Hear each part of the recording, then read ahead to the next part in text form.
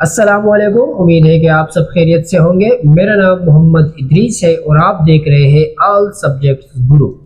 आज की वीडियो ख़ास है क्योंकि आज हम स्टार्ट करने वाले हैं सिंध टेक्स्ट बुक क्लास 10 की बायोलॉजी। और इस बायोलॉजी को हम चैप्टर 1 से स्टार्ट करेंगे। ये नहीं कि बीच में कोई टॉपिक मैंने स्टार्ट कर दिया, मैं बिल्कुल चैप्टर 1 के टॉपिक 1 से स्टार्ट कर रहा हूँ और इंशाल्लाह कोशिश करूँगा कि ये बुक आपके लिए जितना जल्दी हो सके मैं कंप्लीट पढ़ा सकूँ। मेरा मकसद, अगर आपने मेरी और वीडियोस यानी अगर आप मेरा पहले से चैनल फॉलो करते हो तो मेरा मकसद सब जानते हैं कि ये है कि मैं घर घर तक एजुकेशन पहुँचा सकूँ, मैं घर घर तक फ्री एजुकेशन पहुँचा सकूँ। और जैसे सिंध के मुख्तलिफ गाँव में मुख्तलिफ जगहों पे एकेडमीज़ नहीं होती और वहाँ पे बच्चे पढ़ना चाहते हैं लेकिन उनको उनकी मायार के मुताबिक तालीम प्रोवाइड नहीं की जाती। सो उन बच्चों के लिए भी हमने ये स्टेप उठाया है कि उन बच्चों तक ये तालीम हम पहुंचा सकें।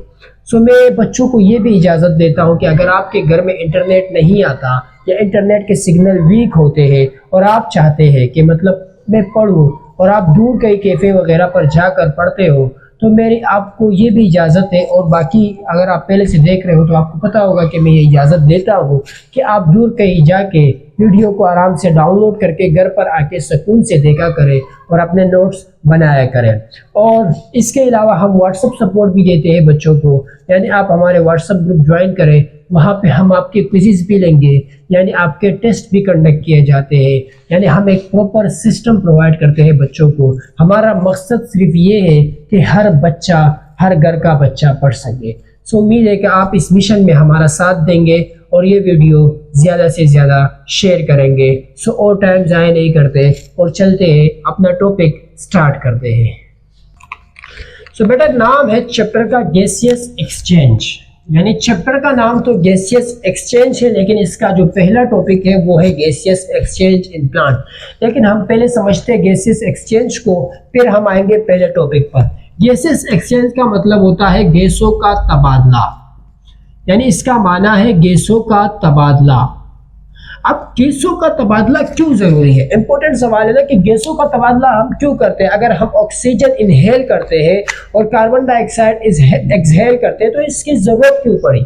तो बेटा, जो भी काम हम करते हैं, मिसाल के तौर पर अगर मैं लिख रहा हूँ, मैं बोल रहा हूँ, आप अभी वीडियो देख रहे हो या लिख रहे हो या घूम रहे मतलब चल रहे हो, तो ये इन सारे फंक्शन के लिए हमें एनर्जी रिक्वायर्ड होती है। यानी अगर हम में एनर्जी होगी तो तब ये काम हम कर सकेंगे, अगर एनर्जी नहीं होगी तो हम इन काम करने के काबिल नहीं होंगे। और आपको पता है कि एनर्जी आती है फूड से, यानी कोई चीज़ हम खाते हैं तो वो हमें एनर्जी प्रोवाइड करती है।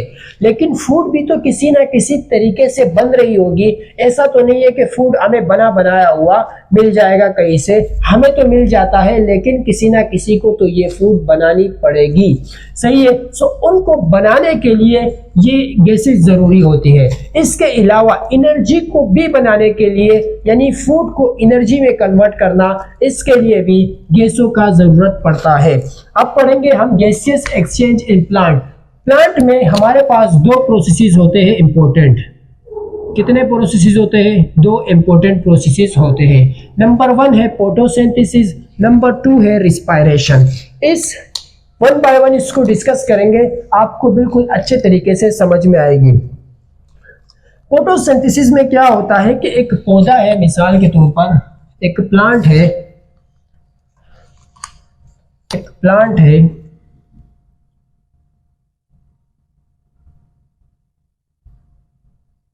ड्राइंग इतनी अच्छी नहीं है खैर, लेकिन सही, एक प्लांट है। ये प्लांट क्या करता है, ये कार्बन डाइऑक्साइड को इनहेल करता है और ऑक्सीजन को एक्सहेल करता है। ये भी मैं बताऊंगा कि कब करता है, लेकिन आप सिर्फ इतना समझो अभी कि ये ऑक्सीजन को एक्सहेल करता है और कार्बन डाइऑक्साइड को इनहेल करता है, सही है। अब कार्बन डाइऑक्साइड को क्यों इनहेल करता है, पहले इस वर्ड को समझते हैं फिर इसमें आते हैं समझ। फोटो का मतलब होता है लाइट, यानी फोटो का मतलब क्या है? लाइट। सिंथेसिस का मतलब है बनना, यानी रोशनी के मौजूदगी में तो कोई ना कोई चीज बन रही होगी।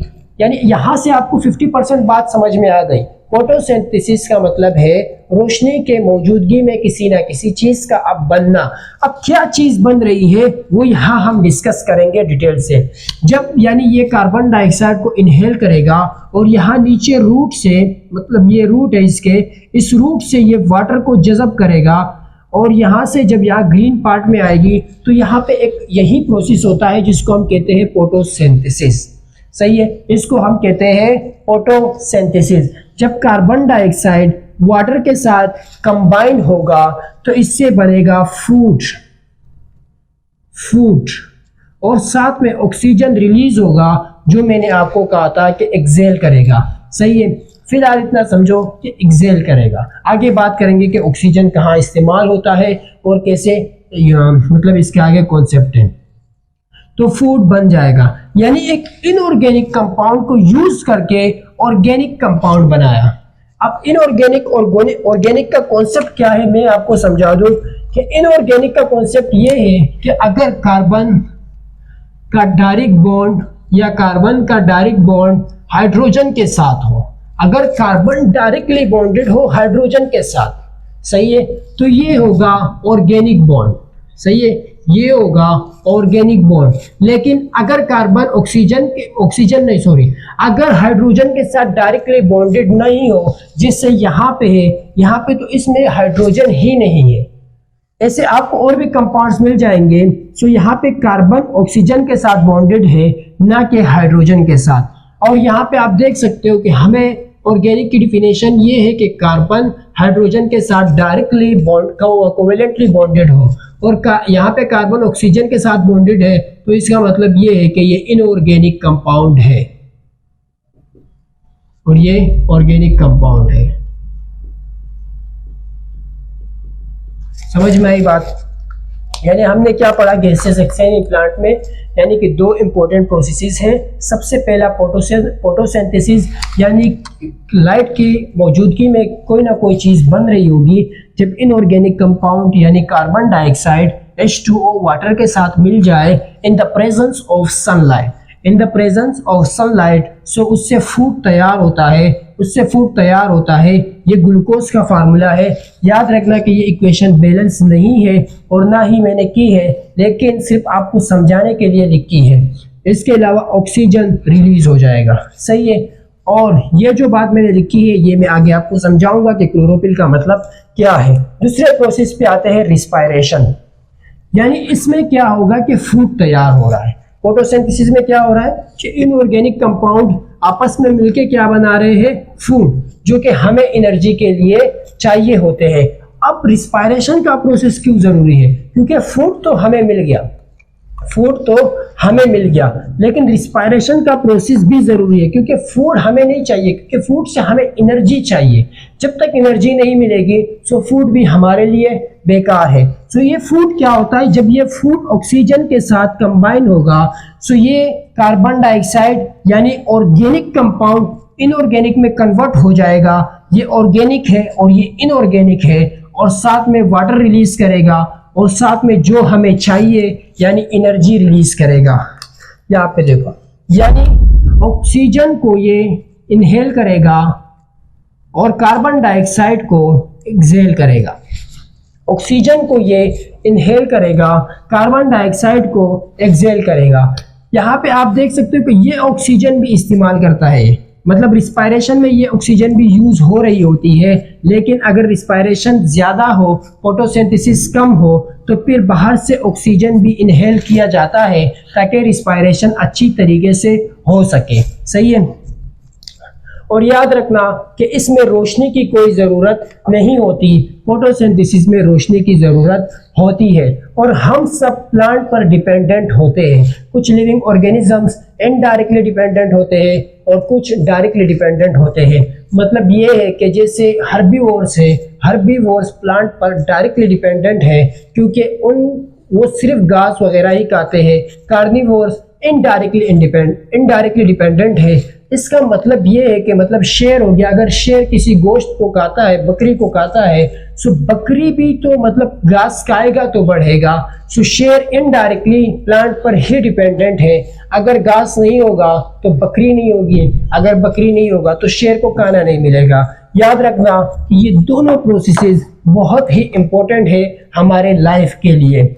आगे जाएंगे और फोटोसिंथेसिस और रिस्पायरेशन के दरमियान डिफरेंस देखेंगे कि इनके दरमियान डिफरेंस क्या है, और ज़्यादातर पेपर में पूछा भी जाता है तो इसे आपने याद भी करना है। सो अब हम पढ़ने जा रहे हैं difference between photosynthesis and respiration, यानी फोटोसिंथेसिस और रिस्पायरेशन में डिफरेंस क्या है। तो सबसे पहला डिफरेंस कि ये एक एनाबॉलिक प्रोसेस है। एनाबॉलिक का मतलब होता है बनना, यानी कोई ना कोई चीज़ बन रही होगी, इसका मतलब होता है बनना। और हमने अभी पढ़ा कि इनऑर्गेनिक कंपाउंड से ऑर्गेनिक कंपाउंड बन रहा होता है। कैटाबॉलिक का मतलब होता है टूटना, सही है, इसका मतलब होता है टूटना, यानी इसमें टूटने का काम हो रहा होता है। ग्लूकोज को हम एनर्जी में कन्वर्ट कर रहे होते हैं और वो इनऑर्गेनिक सब्सटेंस में कन्वर्ट भी हो जाता है। इसमें सिंथेसिस ऑफ फूड होता है फ्रॉम इनऑर्गेनिक सब्सटेंस, इसमें ब्रेकडाउन ऑफ फूड होता है इनटू इनऑर्गेनिक सब्सटेंस में। याद रखना कि सबसे इम्पोर्टेंट पॉइंट यही है कि ये सिर्फ और सिर्फ पौधों में होता है, यानी फोटोसिंथेसिस सिर्फ प्लांट में होता है, बाकी किसी भी, इसके अलावा कुछ ऑर्गेनिजम्स हैं लेकिन उनमें भी होता है। लेकिन अभी के लिए आप इतना याद रखो कि फोटोसिंथेसिस प्लांट्स में होता है, रिस्पायरेशन हर लिविंग ऑर्गेनिजम्स, कोई भी लिविंग ऑर्गेनिजम्स हो उसमें रिस्पायरेशन लाजमी होगी, क्योंकि उनको एनर्जी चाहिए होती है और एनर्जी जो है वो रिस्पायरेशन के प्रोसेस से आती है। इसके अलावा ये कार्बन डाइऑक्साइड यूज़ करता है, जैसे कि हमने पहले पढ़ा, वो ये ऑक्सीजन यूज़ करता है और ये रिलीज करता है ऑक्सीजन को और ये रिलीज करता है कार्बन डाइऑक्साइड को। ये इंपॉर्टेंट डिफरेंस है, ये सारे आपको याद होना चाहिए। जिसे हमने पहले पढ़ा कि फोटोसिंथेसिस के लिए लाइट एनर्जी चाहिए होती है कार्बन डाइऑक्साइड को ग्लूकोज में कन्वर्ट करने के लिए, लेकिन रिस्पायरेशन में हमने किसी भी लाइट की जिक्र नहीं की। सो इसका मतलब ये है कि रिस्पायरेशन को लाइट की ज़रूरत नहीं होती, लेकिन फोटोसिंथेसिस को लाइट की ज़रूरत होती है। नंबर 7 पे जो पॉइंट हमने रखा है, ये सिर्फ दिन में हो सकता है, ये सिर्फ दिन में हो सकता है, और उसकी रीज़न ये वाला पॉइंट है कि इसको लाइट एनर्जी चाहिए और लाइट एनर्जी सिर्फ दिन को ही अवेलेबल होती है, रात को लाइट एनर्जी यानी सूरज की रोशनी नहीं होती।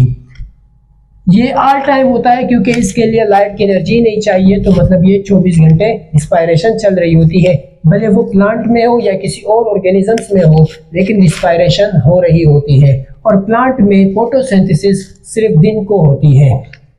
क्लोरोफिल रिक्वायर्ड होता है, इसमें क्लोरोफिल रिक्वायर्ड नहीं होता, यानी क्लोरोफिल की ज़रूरत नहीं पड़ती। इस वजह से ये इंसानों यानी एनिमल्स में भी हो रहा है। सो ये था आज का lecture, gaseous exchange in plant. ये टॉपिक अभी कंप्लीट नहीं हुआ, लेकिन मैं चाहता हूँ कि मैं आपको इतना पढ़ाऊँ एक लेक्चर में कि आप उतना ही सीख सको। अगर ज़्यादा हो जाएगा तो ये भी आप भूल जाओगे और आगे भी कोई फ़ायदा नहीं होगा। सो हमारा व्हाट्सएप ग्रुप आप ज्वाइन करें, उसमें ये होगा कि आपको टेस्ट भी प्रोवाइड किए जाएंगे, यानी जैसे ही हमारा एक चैप्टर कंप्लीट हो जाएगा तो हम आपको फ्री ऑफ कॉस्ट टेस्ट भी प्रोवाइड करते हैं। इसके अलावा हम आपको नोट्स भी प्रोवाइड करेंगे ताकि आप याद भी कर सको। इसकी रीज़न ये है कि बोर्ड में आपको लिखना पड़ता है कॉन्सेप्ट, भले ही आपको समझ में आया हो या नहीं आया हो, लेकिन अगर आप सही तरीके से लिखोगे नहीं तो आपको मार्क्स नहीं मिलेंगे। सो व्हाट्सएप ग्रुप ज़रूर ज्वाइन करना। अगर कोई व्हाट्सएप इस्तेमाल नहीं करता सो उनके लिए हमने टेलीग्राम चैनल बनाया है, उन चैनल को ज्वाइन करें। वहाँ पे भी हम आपको अपना मटेरियल शेयर करेंगे, और हमारा मकसद सिर्फ इतना है कि ये वीडियो उन बच्चों तक भी पहुँचे जो किसी भी वजह से एकेडमी नहीं जा पाते। सो इस वीडियो को जितना हो सके शेयर करो। अल्लाह हाफिज़।